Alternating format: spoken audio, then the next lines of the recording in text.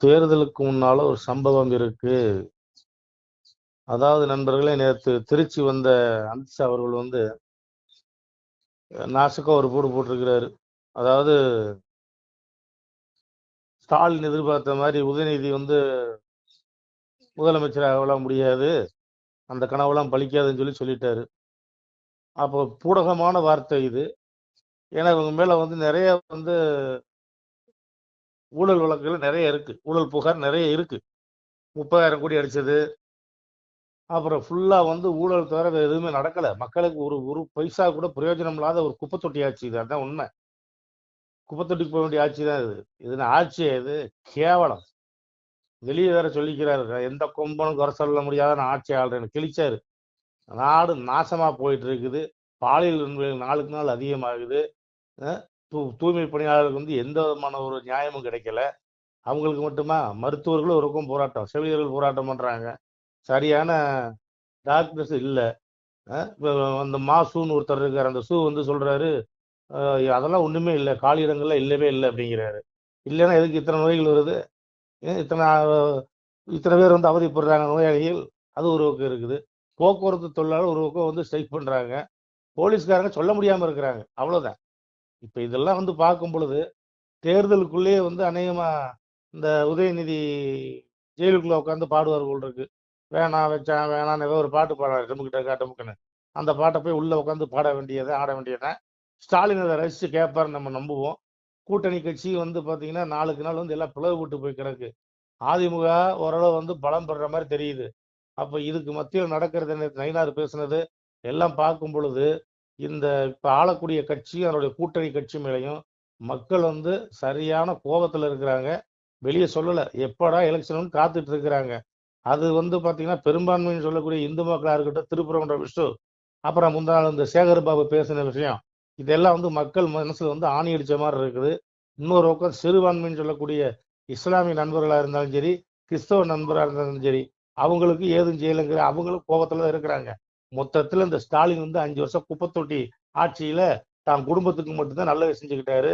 மத்தபடி பார்த்தீங்கன்னா, அமைச்சர்கள்லாம் அவங்க குடும்பத்துக்கு செஞ்சுட்டாங்களே தவிர, மக்களுக்கு வந்து 5 பைசா பிரயோஜனமே எதுவுமே செய்யல. அதுதான் உண்மை. சரி பொறுத்திருந்து பார்ப்போம்.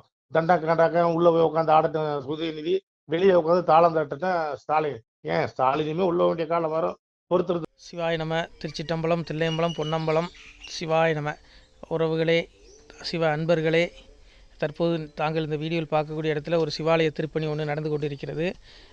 இந்த இடத்துல பார்த்தீங்கன்னா, முன்பு ஒரு காலத்தில் வந்து ஒரு சிவாலயம் இருந்திருக்குது. அதாவது இந்த ஏரியா வந்து இப்போ வந்து ஒரு தென்னை மரங்கள், பனைமரங்கள் சூழ்ந்த காடாக இருக்கிறது.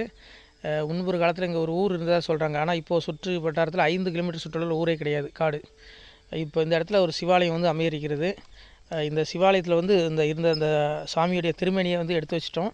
திருப்பணி முடிஞ்சதுக்கப்புறம் பிரதிஷ்டை பண்ண இருக்கிற உறவுகளே, தற்போது இந்த வீடியோ பார்க்கக்கூடிய உறவுகள் தங்களால் முடிந்தால் ஒரு சின்ன உதவி செஞ்சு கொடுங்க. எங்கள் இடத்துல பொருளாதாரம் இல்லை. அதனால் பார்த்திங்கன்னா அந்த வேலையெல்லாம் அப்படியே நின்று போச்சு. பாருங்கள், இந்த அப்படியே பாதியிலே நிற்கிது இந்த சிவாலய திருப்பணி வந்து. பக்த கோடிகள், அன்பு உள்ளங்கள், தயவுசெய்து நீங்கள் உதவி செய்ய விருப்பமுள்ள உறவுகள் உதவுங்க. உங்களுக்கு கோடி புண்ணியம் கிடைக்கும். இந்த சாமியோடைய அருள் அனுகிரகம் உங்களுக்கு கண்டிப்பாக கிடைக்கும்.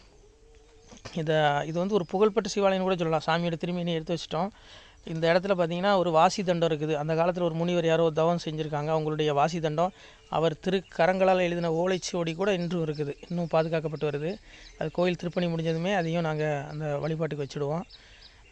இந்த சிவாலய திருப்பணி வந்து சாமி திருநாமம் வந்து முக்தீஸ்வரர் அப்படிங்கிற திருநாமத்தில் வழங்குறாரு. நெல்லை மாவட்டம் நாங்குநேரி தாலுகாவில் இந்த சிவாலயம் அமைய இருக்கிறது உறவுகளே. இந்த வீடியோ பார்க்கக்கூடியவங்க ஒரு 2 பேருக்காவது கொஞ்சம் ஷேர் பண்ணுங்கள். இந்த வீடியோ பார்க்கக்கூடிய யாராவது ஒரு சின்ன உதவி செஞ்சால் இந்த ஆலய திருப்பணி வந்து கண்டிப்பாக நாங்கள் வெற்றிகரமாக முடிச்சுடுவோம். பாருங்கள், அந்த வேலை எல்லாமே அப்படியே நிற்கிது. கல்லெல்லாம் இறக்கி போட்டிருக்கோம். இன்னும் நிறைய கற்கள் தேவைப்படுது. சுவாமியோடைய அந்த திருக்கோபுரம் பார்த்திங்கன்னா லிங்க வடிவிலே அமைக்க இருக்கிறோம். உதவுங்கள் உறவுகளே. உங்களுக்கு அப்பா சிவபெருமானுடைய அருள் நிச்சயம் கிடைக்கும். எம்பெருமான் சொல்வான், வாழுவீர் தாழ்வில்லாமல் மக்களும் கிளைகள் கொஞ்சி நாளுமே மகிழ்ச்சியை கூர்ந்து நலமுடன் வாழும்போது நீளுமே எனது செங்கோல் நீதியும் நெறிபோல் வந்து ஆளுமே உங்கள் தன்னை அன்புடன் அலையாவண்ணம். உங்களை எம்பெருமானுடைய அப்பாவுடைய திருவாசகத்தாலேயே வாழ்த்துறோம் உறவுகளே. ஆணுடன் பெண்ணும் பெற்று அதிகமாய் செல்வமாகி தானுடன் நினைவுமுற்று தர்மமும் நெறியும் கற்று வேணும் நீள் காலமெல்லாம் வெள்ளியர் உடனே வாழ்ந்து போனுதல் கமலநாதன் பொற்பதம் பெற்று வாழ்வீர். அந்த ஈசனுடைய பொற்பதம் நிச்சயம் கிடைக்கும். உங்களுக்கு இகத்திலும் சுகம், பரத்திலும் சுகம். உங்களுடைய கர்ம வினைகள் மன்னிக்கப்பட்டு உங்களுக்கு நிச்சயம் மோட்ச வீடு கிடைக்கும். இகத்தில் பூரண ஆயுளுடன் நோய் நொடி இல்லாமல் வாழ்ந்து நீங்கள் பரவாழ்வும் பெறுவீர்கள். உறவுகளே, மக்களே, நீங்கள் எல்லாம் வாழ்பொன்னம் பதியிற் சென்று முக்கியமான யுகநில மதிலே தன்னால் கக்கிய பொன்கள் ஸ்வர்ணம் கைமணம் குளிர அன்னம் பொக்கிஷம் நிறைய வைத்து புகழ உண்டு இனிதாய் வாழ்வீர். இந்த இகவாழ்வும் பரவாழ்வும் உங்களுக்கு சுகப்பட அப்பன் ஈசனர்களால் வாழ்த்துகிறோம். இந்த திருப்பணிக்கு உதவி செய்ய ஒரு ஜிபே எண் சொல்கிறோம். இந்த எண்ணில் நீங்கள் உதவலாம். நீங்கள் இந்த எண்ணிலே நீங்கள் தொடர்பு கொள்ளலாம். ஜிபே, ஃபோன்பே, வாட்ஸ்அப் எல்லாம் இந்த நம்பர் தான். 93 85 44 31 06 93 85 44 31 06 இந்த எண்ணில் நீங்கள் உதவலாம். தொடர்பும் கொள்ளலாம்.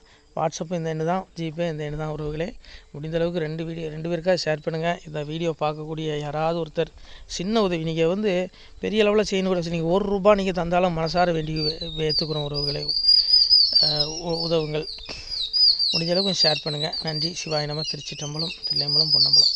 உறவுகளே, நம்ம இந்த இடத்துல வாழ்ந்து மறைந்த ஒரு சித்த மகாபுருஷர் பயன்படுத்திய பல 100 ஆண்டுகளுக்கு முன்பு உள்ள வாசி தண்டம் ஒரு சித்த மகாபுருஷர் பயன்படுத்தியது. அவர் திருக்கரங்களால் எழுதிய அந்த ஓலைச்சுவடி கூட பாருங்கள், இன்னும் பாதுகாக்கப்பட்டு வருது. இந்த சிவாலயம், நம்முடைய அந்த சிவாலய திருப்பணி முடிந்ததுமே எம்பெருமான் அவர் எழுதிய அந்த சிவனை பற்றி புகழ்ந்து எழுதிய அந்த பாடல் வரிகள் இதில் இருக்குது. இந்த வாசி தண்டம் அவர் பிரதிஷ்டை செய்த அந்த லிங்க திருமேனியையும் இந்த இடத்துல நாம் இந்த ஆலயம் கட்டி நாம் பிரதிஷ்டை செய்திருக்கிறோம். அனைவரும் இந்த ஆலய பிரதிஷ்டைக்கு கண்டிப்பாக வரணும். முடிஞ்ச அளவுக்கு வீடியோ பார்க்குறவங்க உதவி பண்ணுங்கள். உறவுகளே, பொருளாதாரம் இல்லாமல் திருப்பணி நின்று போச்சு. முடிஞ்ச அளவுக்கு ஷேர் பண்ணுங்கள், உதவுங்க. நன்றி. நம சிவாய. திருச்சிற்றம்பலம், தில்லையம்பலம், பொன்னம்பலம். இந்த புண்ணிய பலன் தங்களுக்கு உடானபடியாக வரும். உறவுகளே, நம சிவாய.